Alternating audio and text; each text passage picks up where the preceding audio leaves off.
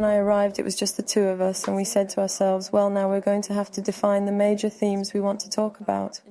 Once we defined these themes, we decided to create semantic cocoons, to carry out a huge keyword study to fetch content over several months and make sure we weren't going to cannibalize content, or that we were going to create content that would fit together and work.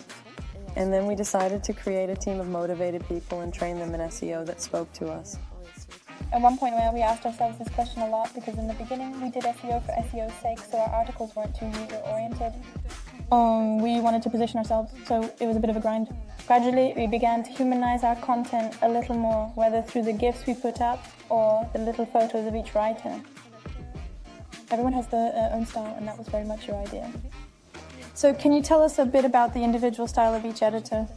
For us, it's really important that everyone can write with their own style, with their own little jokes, with their own little GIFs, with the visuals they like.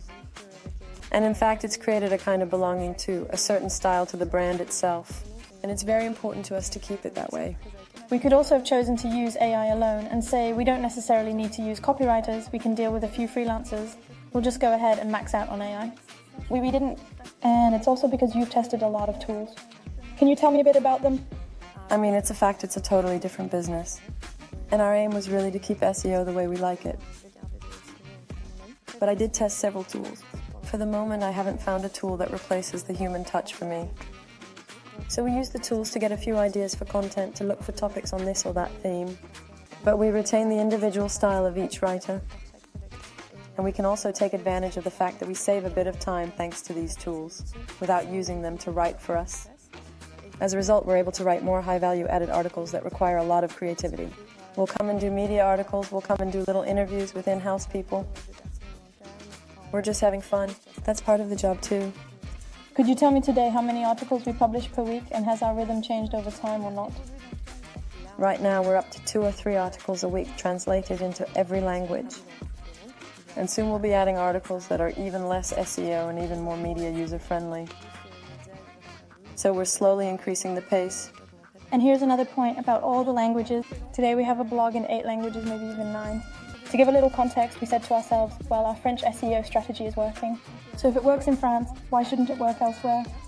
So what we did was to take the 10 articles that worked best in France, translate them and duplicate them in other languages. Can you tell us a bit about this strategy? Because today it represents 53% of our traffic. So out of the 300,000 visitors, it's still a big part, and it's also what has enabled us to achieve so much growth in certain months. The objective, and this is Waalaxy's objective anyway, is do it, then do it better. And the idea was to launch the languages and see which ones would work. So if there's a lot of readers, we say let's start with this language and we'll try to make V2s, we'll try to improve the content even more. The idea was to translate everything with DeepL. We've got a freelancer to check it.